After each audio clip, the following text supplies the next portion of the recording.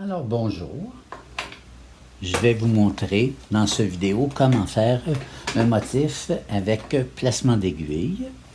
Alors dans votre livre Stitch World que vous avez pour la brodeur 930-940, vous avez différents modèles. Pour trouver les modèles, vous avez dans toutes les sections, et ici vous avez les motifs à jacquard isolés. Alors tout ce qui suit sont des motifs à jacquard isolés.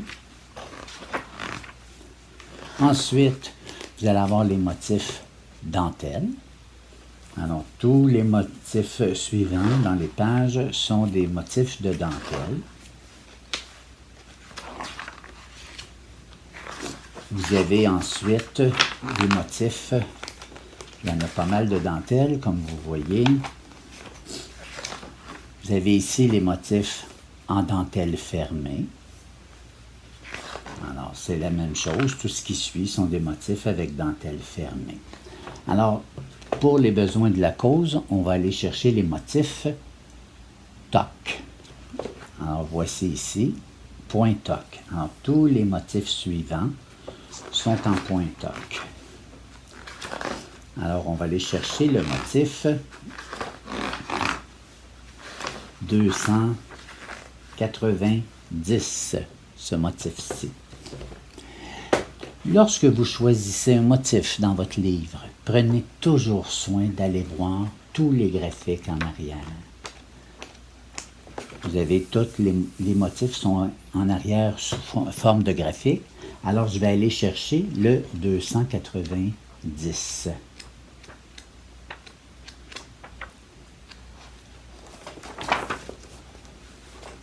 Alors, je suis rendu à 259 ici. Bon, 290.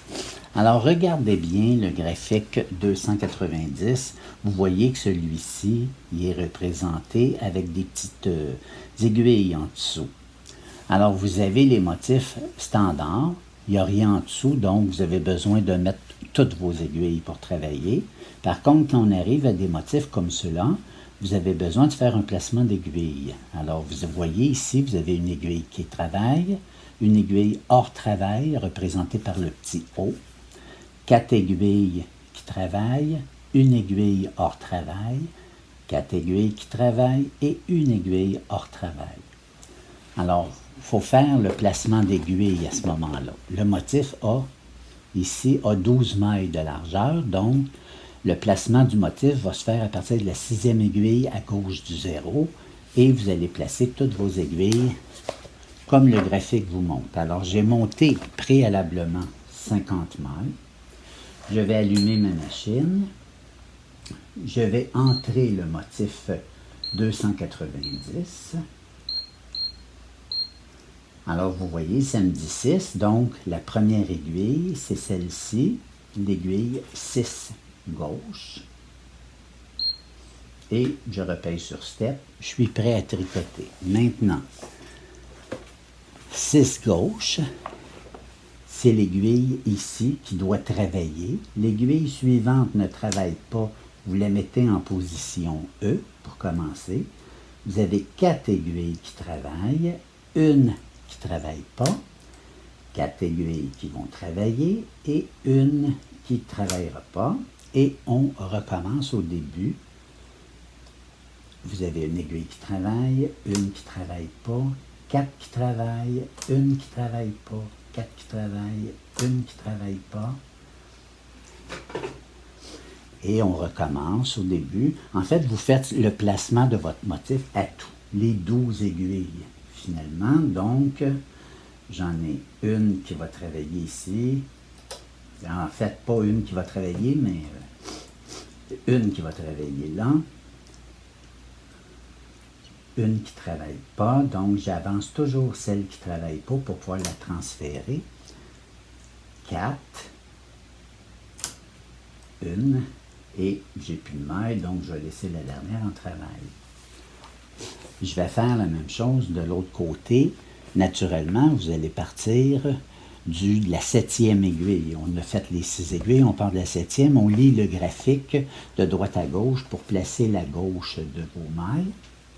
Donc, j'en ai une qui ne travaille pas, j'en ai 4 qui travaillent, une qui ne travaille pas ici,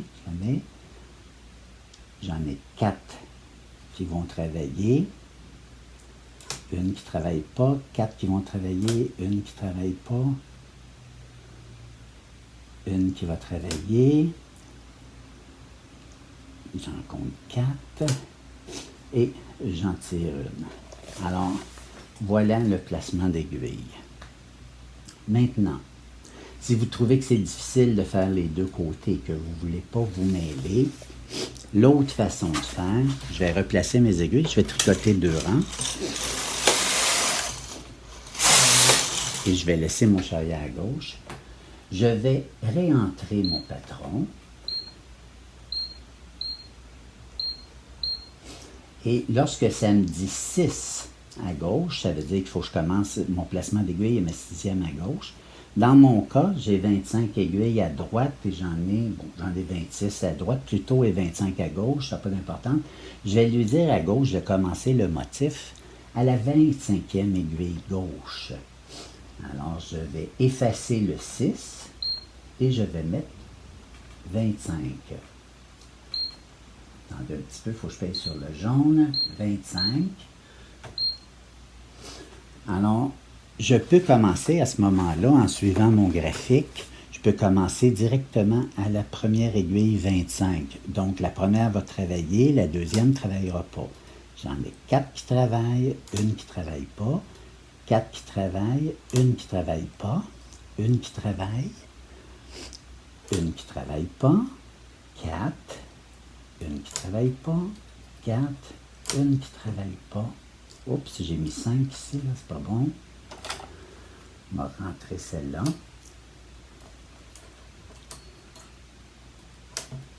Comme ça, alors 4, 4, j'en ai une qui travaille, une qui ne travaille pas. Ensuite, 4, elle ne travaille pas, 4, elle ne travaille pas, une, elle ne travaille pas, 4, elle ne travaillera pas, 4, elle ne travaillera pas, une,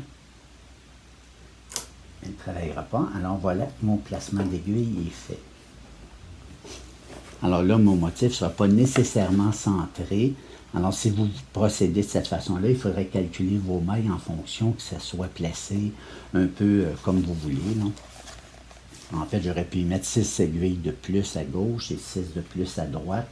Mon dessin serait probablement arrivé, mais pour les besoins de la cause, on les laisse comme ça. Maintenant, une fois fait, votre placement d'aiguille est fait, tous les mailles que vous avez tirées en avant, toutes les aiguilles que vous allez tirer, vous allez les transférer sur l'aiguille suivante.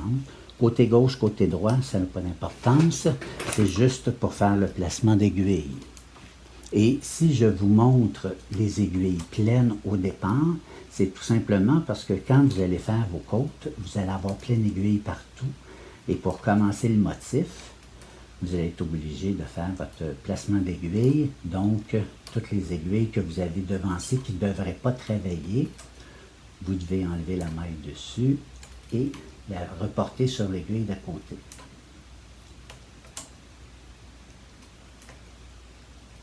Alors, c'est pas plus compliqué que ça.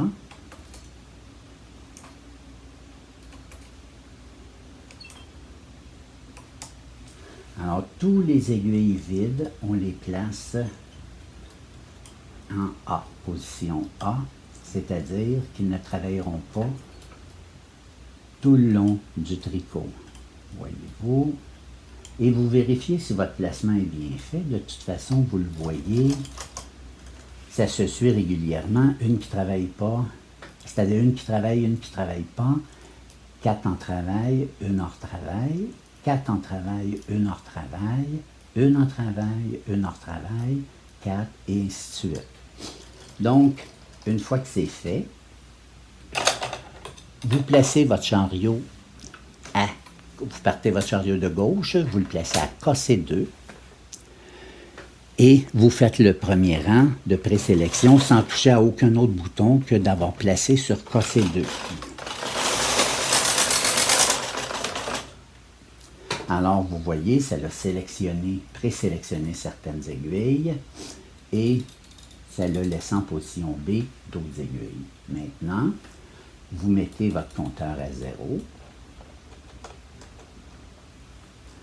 Vous enfoncez les deux boutons TOC et vous commencez à tricoter le motif 292. Alors, je vais faire quelques rangs.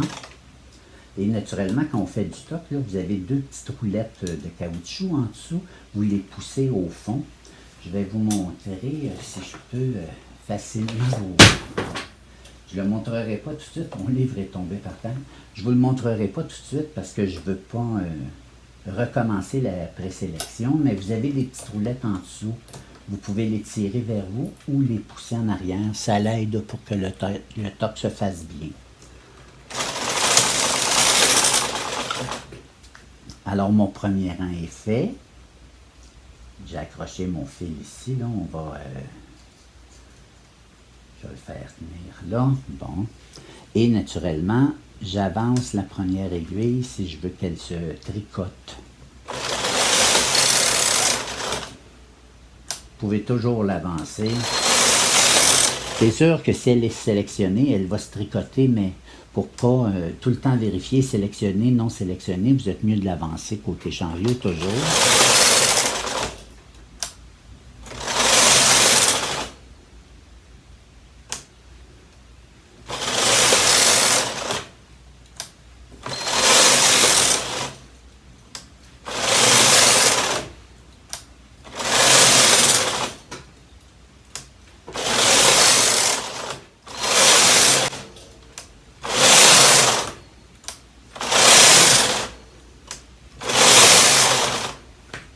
Alors voilà, j'ai fait quelques rangs.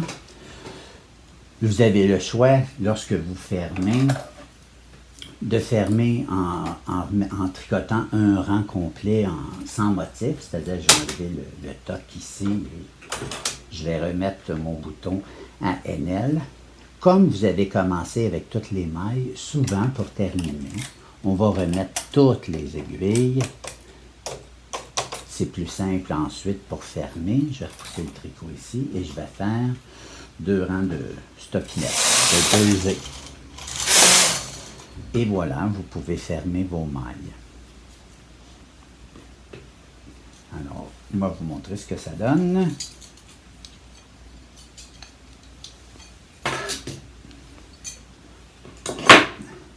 Voilà ce que ça donne comme motif.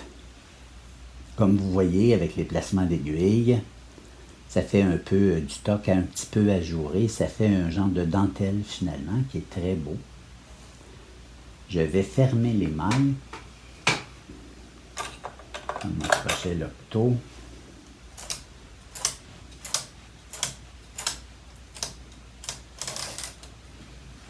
Et je vais fermer toutes les mailles.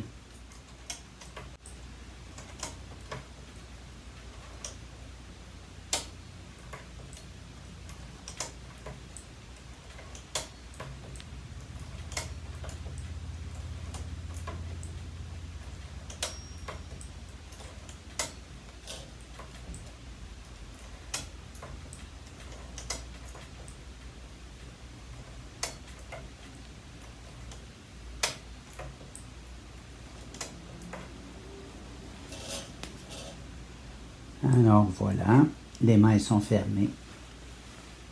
Maintenant, avant de vous montrer le résultat, enlever ça et vous montrer le résultat, je vais vous montrer ce que je vous ai parlé précédemment, que je n'ai pas pu vous montrer. Ce sont les petites brosses que je vous parle, les rondelles de caoutchouc en dessous. Voyez-vous, vous les poussez comme ça. En temps normal, ils sont poussés vers l'arrière, ici, là, comme ça. Lorsqu'on travaille en tricot normal, lorsqu'on fait du TOC, on les repousse comme ça. Ça vient s'accoter sur le rebord de la machine et ça l'aide à tenir les fils non tricotés. Alors, ça va fonctionner même si vous le faites pas, ça va fonctionner, mais là, j'ai perdu un petit ressort que je vais aller replacer. Alors, je vais remettre ça, là. Et voilà. le motif stock. Vous pouvez le mettre des deux côtés. Regardez, l'autre côté, ça peut être très joli aussi, selon ce que vous préférez. Souvent, le toc, on peut le porter des deux côtés. Là. On y va au goût. Mais voilà. Alors, c'est ce qu'est un motif à aiguille placé. Alors, prenez toujours soin, comme je vous dis, de regarder le motif que vous voulez faire et d'aller voir le graphique en arrière, voir s'il y a une disposition particulière d'aiguille ou si vous travaillez avec toutes les aiguilles. Alors, bon tricot!